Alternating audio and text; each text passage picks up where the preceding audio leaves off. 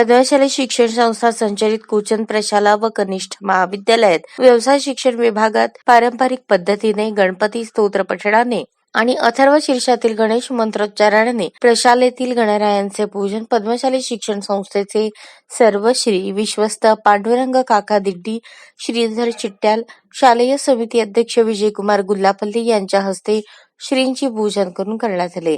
या प्रसंगी इयत्ता 7वी 8वी तसेच सर्व विद्यार्थी, प्राचार्य युवराज मेटे, उपप्राचार्य अनिल निंबाळकर, उपमुख्याध्यापक मधुकर धर्मसाले, पर्यवेक्षक दत्तात्रय मेरगू, प्रणिता सामल, मल्लिकार्जुन जोकारे, सर्व शिक्षक, शिक्षकेतर कर्मचारी उपस्थित होते।